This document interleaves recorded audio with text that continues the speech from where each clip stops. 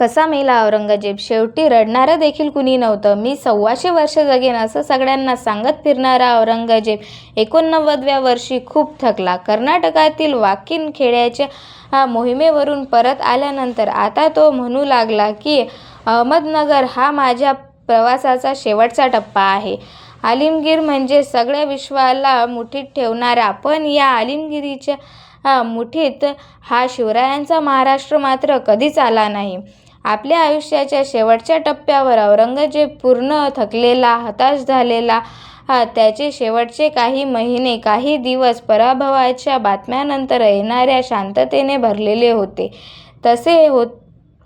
कसे होते त्याचे शेवटचे दिवस? कसा झाला औरंगजेबाचा मृत्यू? चला पाहूया.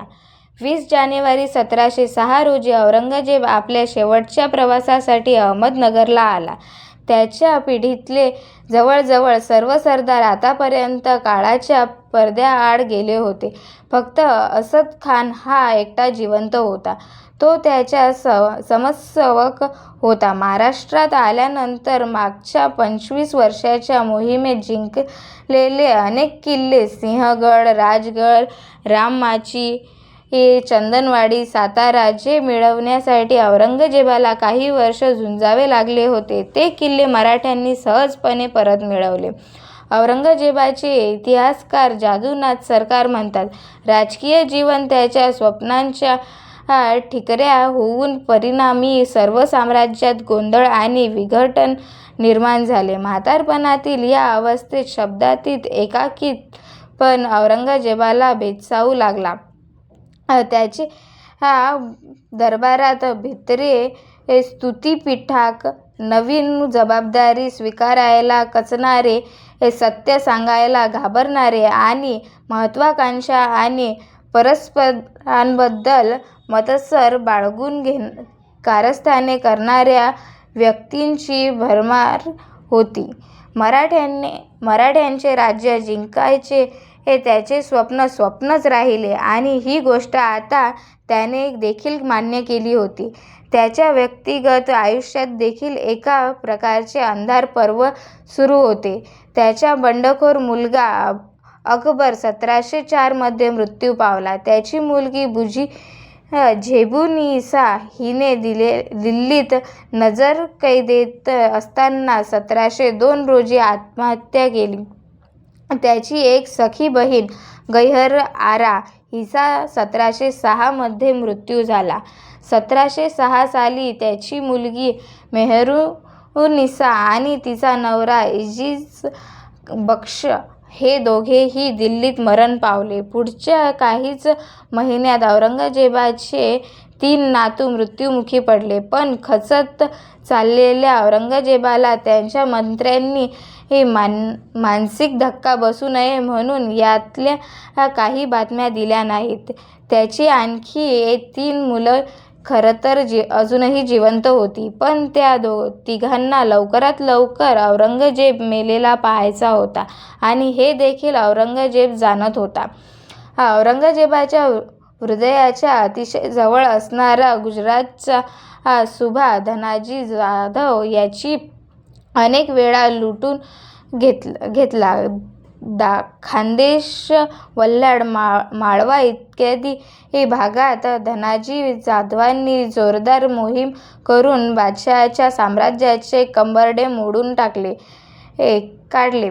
बादशहाच्या साम्राज्याचे होणारे हे तुकडे पाहत बादशहा हा आपला अखेरचा एक दिवस मोजत होता.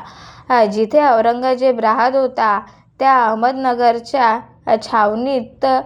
छावणीवर देखील मराठ्यांनी हल्ला केला, पण त्यांनी बादशहाच्या हत्येचा प्रयत्न केला नाही. औरंगजेबाला या काळात लढताना मरण किंवा रणांगणात गाजी होण्याची खूप इच्छा होती, पण मराठ्यांनी त्याला तसे मरू दिले नाही. बादशहा एक गोष्ट जाणत होता, ती म्हणजे आपल्या मृत्यूनंतर पुढच्या काहीच दिवसात या साम्राज्याचे तुकडे होणार आहेत. औरंगजेबाचा लाडका पुत्र कामाख्याला त्याचे उरलेले 2 भाऊ जास्त दिवस जगू देणार नाहीत या विचाराने तो तळमळत असे.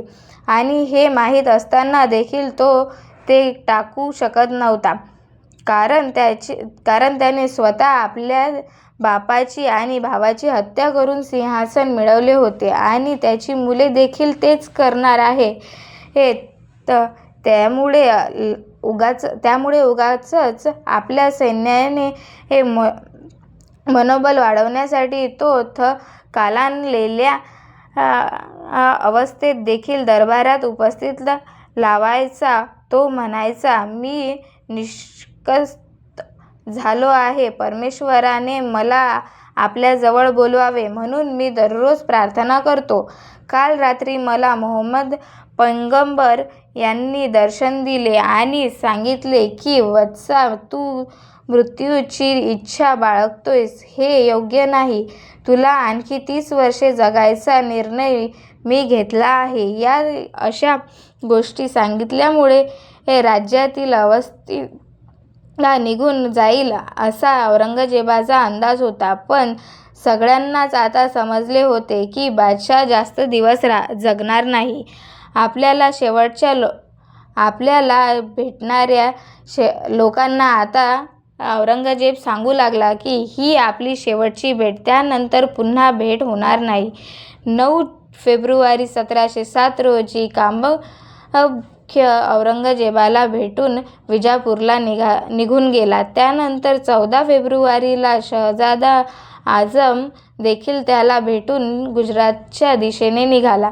त्याचा तिसरा मुलगा मुअज्जम त्यावेळी पेशावरला होता.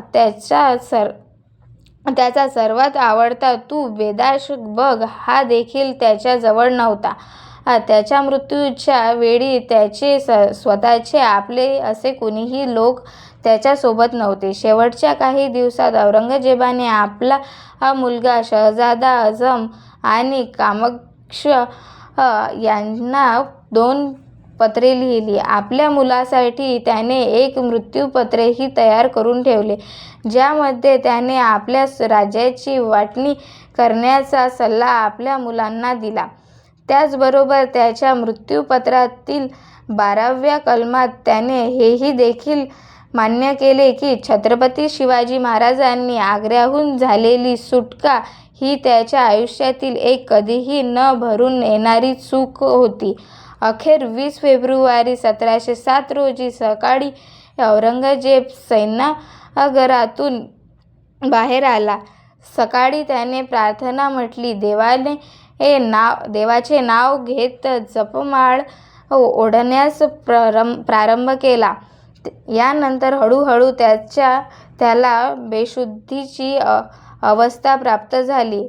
त्याचा श्वासोच्छ्वास जड झाला. त्याने 8 वाजेपर्यंत प्रार्थना केली. तो प्रार्थनेतून उठला आणि त्याची शुद्धी हरवली, ती कायमचीच. त्या दिवशी औरंगजेबाने जगात निरोप घेतला. शहजादाचा मुलगा म्हणून जन्माला आलेला औरंगजेबाने 50 वर्ष राज्य केले.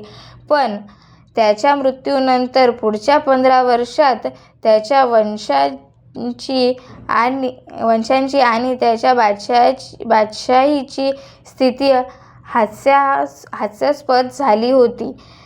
त्याची एक इच्छा मात्र पूर्ण झाली. आपला मृत्यू शुक्रवारी व्हावा असे त्याला वाटायचे.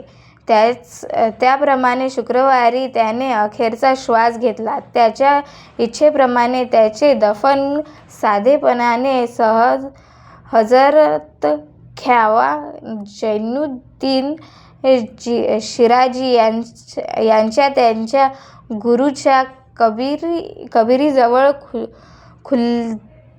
खुलदाबाद येथे करण्यात आले. मरताना बादशहाने शेवटचे शब्द होते, आजमा फसाद बग, म्हणजे माझ्या मृत्यूनंतर अंधाधुंदी माजेल. महाराष्ट्रात येताना औरंगजेब आपले शेकडो सरदार आणि 6 लाख सैन्य घेऊन आला होता. इटालियन प्रवासी मॅन्युची म्हणतो की औरंगजेबाच्या या मोहिमेत दरवर्षी 1 लाख सैन्य मरण पावतात. औरंगजेबाच्या सैन्यात लाखो लोक असे होते ज्यांचा जन्म दक्षिणेतच झाला होता. ते इथेच मोठे झाले आणि त्यांच्या बापजन्माचे शहर त्यांनी कधी पाहिलेच नव्हते. त्यामुळे औरंगजेबाच्या मृत्यूनंतर या लाखो सैन्याने निश्वास सोडला. प्रत्येकजण त्याच्या मरणाची वाट पाहत होता. पण बादशाह काही मरत नव्हता. या सर्व सैन्याला उत्तरेत आपल्या घरी जाण्याची संधी जवळजवळ 26 वर्षांनंतर मिळाली. त्याचा मुलगा आझम शहाला औरंगजेबाने गुजरातची सुभेदारी सांगितली असली तरी तो मुद्दाम हळूहळू पुढे सरकत होता. कारण त्याला माहीत होतं की पुढच्या काही दिवसात बादशाह मरणार आहे आणि त्यावेळेला आपण इथे असणं गरजेचे आहे. त्यामुळे 20 फेब्रुवारीला बादशहाचा मृत्यू होताच दुसऱ्या दिवशी आझमशहा तिथे हजर झाला आणि त्याने बादशहाचा अंत्यविधी केली आणि सगळ्यात महत्त्वाचं काम म्हणजे स्वतःला बादशाह घोषित केलं. थोडक्यात काय तर औरंगजेबाच्या मृत्यूचे दुःख या पृथ्वीवर कुणालाच झाले नाही. आपल्या कट्टर धर्मात वागणुकीने त्याचे 89 वर्ष हे जग नाचवले. तो कधी न चांगला शासक झाला, ना चांगला माणूस, ना चांगला मुलगा, ना चांगला बाप. तो जन्माच्या अगोदर जे सुंदर जग होतं तेवढे सुंदर तो जागताना ते राहिले नव्हते. ते त्याने कुरूप करण्यात त्याचा स्वतःचा वाटा होता. स्वतःच्या मुघल साम्राज्याचा पाया देखील औरंगजेबाने उखडून टाकला. तो मरताच न भूत न भविष्यातील अशी स्थिती त्याच्या साम्राज्याची झाली आणि त्याच्या मरण्यासाठी जर कोण जबाबदार असतील तर ते होते मराठी.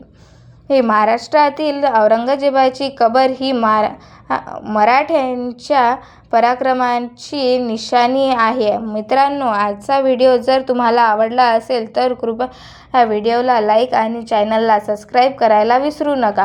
उद्या पुन्हा भेटूया पुढच्या व्हिडिओमध्ये. तोपर्यंत जय हिंद, जय महाराष्ट्र.